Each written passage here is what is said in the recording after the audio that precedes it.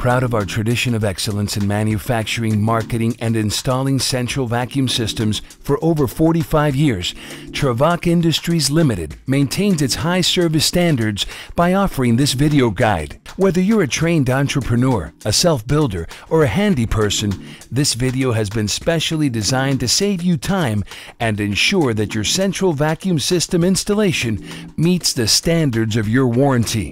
The shooting was done in both new and existing constructions to highlight the differences in installation. Without being exhaustive, this video guide is a starting point, as there are several construction layouts. It should be used jointly with your printed owner's manual. First, check that your installation kit is complete. It should include low voltage wire, pipe straps, pipe couplings, 90-degree short start elbows, 45-degree elbows, wire tie wraps, T90-degree PVC connections, sweep and long 90-degree starting elbows for high-to-hose installation, mounting plates, central vacuum inlets, PVC cement, and central vacuum PVC piping. But of course, your installation starts by a detailed analysis of your home structure and of your needs previously established with your sales representative. The first installation step is the planning. Identify or mark on your house plan the position of all system parts, taking into account the unit model, the chosen accessories, and evacuation system. You'll respectively mark the location of all interior and exterior wall inlets, the floor and beam holes, the other accessories, the central vacuum unit, and of the high-to-hose piping network if you opted for this innovative and practical accessory.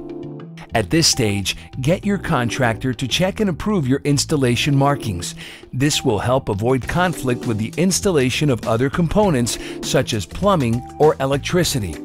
With your approved marking plan in hand, on-site marking may begin, and you'll start by identifying the position of your indoor wall inlets. To position your central vacuum inlets, consider hallways or centrally located openings in your home rather than particular rooms or enclosed areas. Most homes have 2 floor levels, so start at the bottom floor. Make sure you can reach all the space you want vacuumed with the length of the flexible hose chosen, 30, 35, or 40 feet for a standard hose, or 30, 40, or 50 feet for a retractable hose. You should ideally position upper inlets vertically above the lowest one. To make sure you stay within the proper hose length, successively measure from the farthest corners to the intended inlet position. The longest measure should not surpass the flexible hose length. Especially in an existing house, you may have to work around obstacles. Here, the support beam would prevent the vertical inlet connection between floors. You would move the intended inlet position on the closest adjacent wall, making sure the vertical piping of the inlet is possible from behind or through a wardrobe. In an existing construction, use a beam detector to position the inlet between beams. Mark the center of your inlet to a height of 12 to 18 inches, or in line with the center of the existing electrical outlets. You can then go on and mark the beam, frame, and floor holes. An elbow is an excellent template for your beam, floor, or frame holes. Apply against the beam and trace around. The mounting plate of the hide-a-hose is also an excellent template for floor holes. Drill with a long and narrow bit. This hole becomes your mark.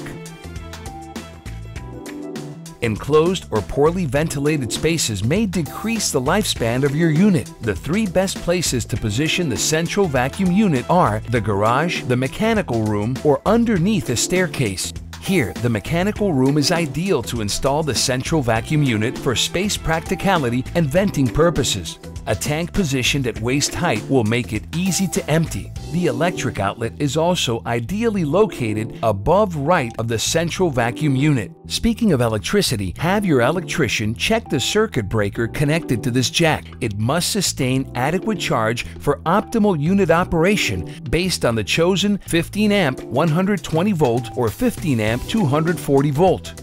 Lastly, since the location is contiguous to the back outside wall, it facilitates the connection of the mandatory outside evacuation system necessitated in efficient energy homes of NovoClimate standards type. The air outlet of the outside evacuation system should be positioned at a minimum of 7 feet from any air intake. Inlets are identified, not outlets. Never place an outlet directly above or under another air exit, but slightly away. To mark, carefully drill in the joist about 2 1/2 inches above the concrete with enough wick to go through the structure. The hide-a-hose system consists of an independent piping network connected to the main vacuum piping system. You should position the bottom of the hide-a-hose inlet 36 inches high. The retractable hose slips inside the same special air PVC pipes used for piping connections. To minimize friction, the network needs to be built circularly with no more than 4 to 5 90-degree sweep elbows. Its maximum length from the outlet should not exceed 60 feet. As you can see, the hide-a-hose inlet differs from other wall inlets. So will its marking. In an existing home, find your stud. Measure the in-between center point, which will correspond to the center of your hide-a-hose inlet. Adjust the mark height to 36 inches. That's the bottom center line of the inlet. Use the back plate of the inlet as a template. Use a level and then draw its contour. When planning the hide-a-hose piping network, take the time to check where you'll place each 90-degree sweep to avoid obstacles. Also keep in mind what type of finished ceiling you intend to put up after. Mark your beam holes using an elbow as a template. Your marks are done, so sharpen up the tools, you're ready to install. To join a PVC pipe section to any junction, elbow, socket, ring, or T, spread PVC cement evenly around the pipe, not in the junction. PVC glue works fast. Do not delay before assembling. Turn the pipe as you insert to avoid air bubbles and ensure a tighter seal. The higher the temperature, the faster the cement bond. This pipe cutter is the preferred tool for making straight cuts, but can be difficult to buy or rent. You can also cut PVC special air pipes using miter saws. Measure the distance between the inside of the female ends of the junctions. Report it on the PVC pipe, mark and cut. Dry assembly before affixing the adhesive is a good way to validate your measure. Each inlet requires a short 90-degree start elbow that you need to install immediately after screwing the inlet's mounting plate to a beam. It is necessary to avoid unwanted objects from getting sucked into the system. I repeat, use the smaller 90-degree start elbows previously cemented to a piece of tubing of about 8 inches. Then stick to the back of the socket. 90-degree start elbows are designed to fit with both 2x3 and 2x4 division-built walls. Make sure to align the identified division type side of the elbow facing the wall. Most installations will require 2 or 3 inside wall inlets. In a finished construction, locate your mark and drill with a 2 1/4 inch wick cutter. In a new construction, measure 12 to 18 inches or align the inlet in height with electrical ground boxes. Place the mounting inlet plate accordingly and screw to the beam. In an existing home, use the mounting plate as a template. Cut its mounting tie and center against the socket hole. Level the inlet and outline. For a precise cut, hand saw the gypsum with a specialized blade inside your previously made marks.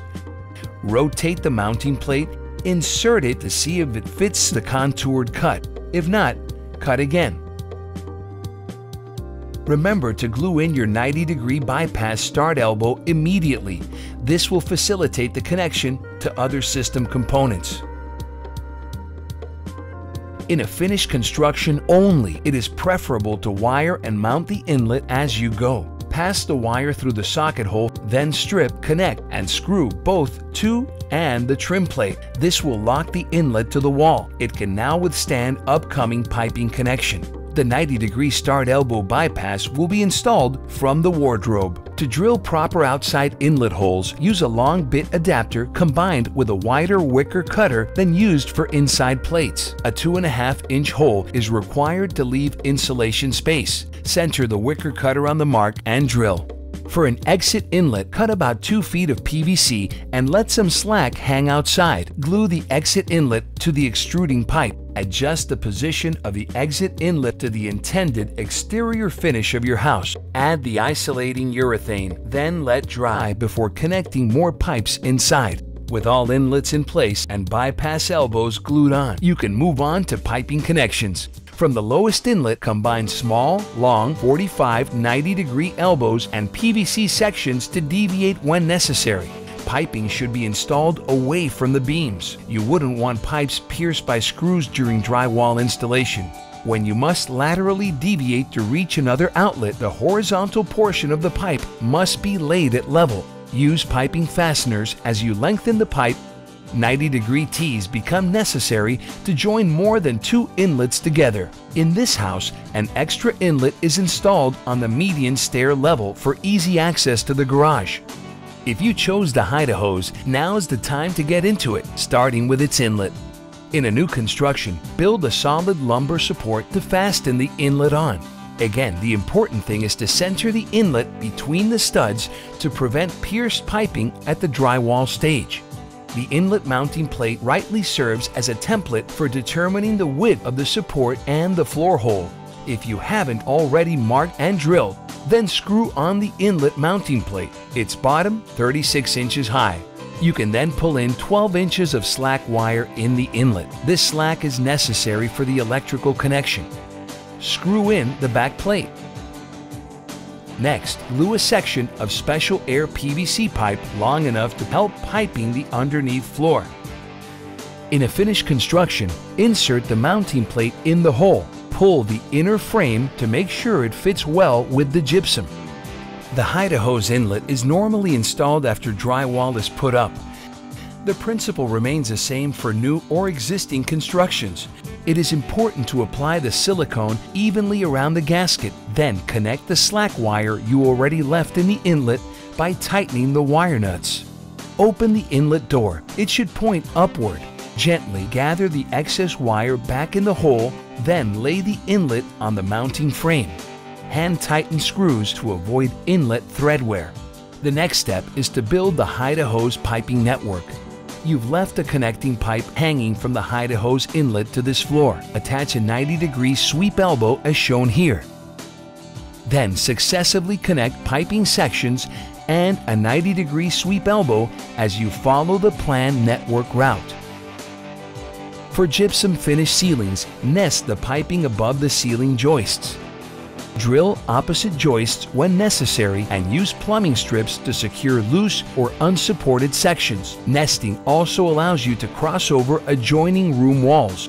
Affix until the last 90-degree sweep elbow. For suspended ceilings, piping can be laid directly on the joist using pipe fasteners. Use connection rings to extend piping sections when needed. You've chosen the vac pan too? Now's the time to install it. Make a big hole in the bottom of the cabinet. It will help you connect the dustpan flexible hose and inlet later on. Measure the bottom center of the cabinet and align with the center of the vac pan inlet. Then, mark the outline of the inlet plate. Drill reciprocating saw cutting holes and cut. In a finished kitchen, cabinets and kitchen islands are practical and convenient locations for your dustpan. Drill the floor from beneath so the flexible hose can pass through. Bring the low voltage wire up, strip it, and connect it to the vac pan. Slide the inlet in and screw it on. Flexible hose to dustpan inlet connection has to be made through the hole or from underneath, an operation better shown outside the cabinet. Don't glue to the socket if the inlet is not in place. In a new construction, it's a bit easier. Drill the hole at the marked location. Pull up enough slacked wire to easily connect later on. Send the flexible hose down before securing the wire hose with tape or tie wraps. For now, insert the wire into the pipe. You'll connect when the cabinet or island is in place. Another method to install a vac pan is to use rigid PVC pipe and a series of elbow connections. It's especially useful for kitchen islands. The small rigid 90-degree start elbow must extend high enough to allow for the finished floor, and you'll stick a second small 90-degree start elbow at the end of the hose. Secure this end with a plumbing collar. Tie wire and hose until the island is in place. The next step is to connect the piping circuit by joining the end of the hide-a-hose network, the dustpan, and the wall inlets to the central vacuum unit. You can use a small 90-degree start elbow at the end of the hide-a-hose network to deviate towards further piping connections. Attach and glue a 90-degree T to connect the vac pan flexible hose. Properly secure the vac pan flexible hose to the ceiling. Then continue piping towards central unit and the other T90 connection coming from the wall inlet's piping. Let's move on. The central unit shall be well supported and levelly walled. Failing proper support at the desired height, you can create reinforcement with plywood bolted on studs before you screw in the unit wall bracket. Beware, assembly parts of the central unit do not require PVC cement. A series of specially included screw clamps, elbow, and tips serve this purpose. The wall support is also designed to hang the unit at level with your wall. An unbalanced unit can cause damage to the rotary brushes, reducing the performance and lifespan of the unit. The central unit assembly ends after you set up the muffler elbow, the muffler, and the unit on the wall. From the last pipe end, complete the piping network directly above and slightly to the left of the central vacuum unit. Note here the use of a series of elbows to avoid the plumbing in place. The last section of special air PVC pipe should end with a small 90-degree start elbow secured to the unit connection socket by a screw, not PVC cement. With outside evacuation systems, simply continue the PVC network following the muffler by alternating PVC pipe sections, connecting ring and elbows as needed. Finish with 2 short 90-degree start elbows for a bypass inside. Go out and cap the pipe until the evacuation outlet plate is installed. The principle here is to connect in series each outlet or accessory jack requiring current. Put the low voltage wire roll near the farthest inlet or accessory. Tread through inlet accessories eyelets and along piping until you reach the central unit. Tie along pipes, but don't fully tighten yet. You can strip and plug at the unit end if you wish. Return to the farthest inlet. At each inlet or accessory jack, create 10 to 12 inches of connection slack that you roll and leave inside the inlet opening. You'll connect to inlets after the drywall is put up. A pipe shorthand may serve to tie wire to pipe, as do tie wraps. Tighten gradually as you get closer to the central unit. Don't forget to insert the connection slack in the socket and double clip or tie wraps around elbows. Pipe clamp fasteners also allow you to attach the wire. Whenever possible, choose the pipe side that is furthest away from the piercing reach of any finishing nail or screw. The same connection principle applies to all inlets and inlets accessories. Take the connection slack, separate the strands of wire, strip, and connect them around the faceplate screws. Then complete the assembly by screwing the faceplate on the mounting plate. Reserve the end of the wire to connect the unit. The end of the electrical connection is the ideal time to test your system by opening each inlet one after the other. Better to do this before closing up drywalls, but obviously your unit needs to be powered. You can easily install the accessory wall mount thanks to its plasterboard wall anchors. Place the wall mount accessories in a convenient and easy to access location like the wall adjacent to the unit or a closet. Its design stores all your accessories in one convenient place. To install the retractable hose, slide it in until you feel some tension. Activate the inlet red switch and then put the palm of your hand over the tip of the hose and voila! In it smoothly goes. For vacuuming, pull the desired length of the flexible hose and close the retaining ring. Connect the tip of the hide-a-hose to the air-driven power head and activate the switch.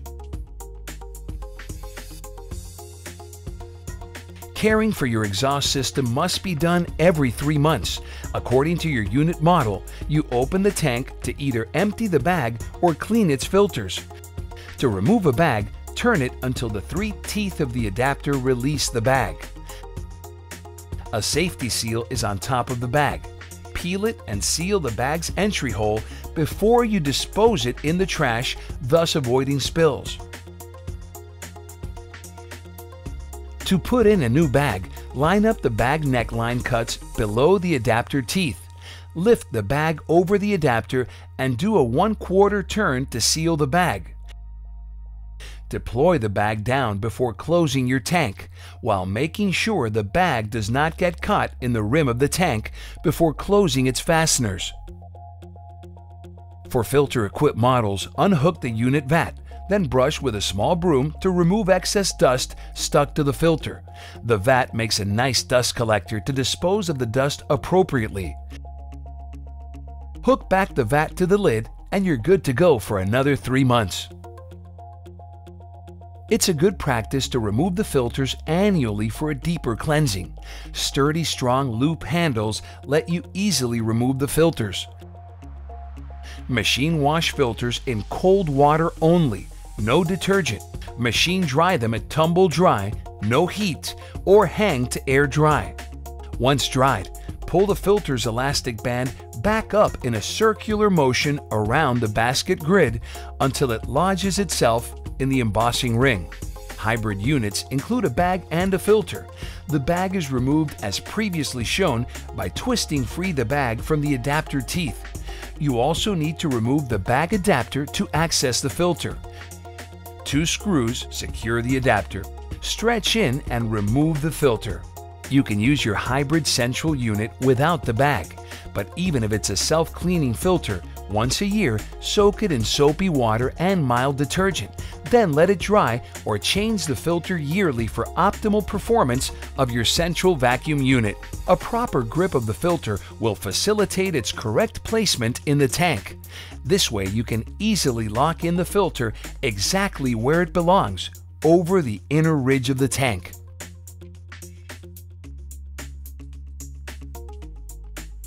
We hope you enjoy this guide and we wish you the best of installations.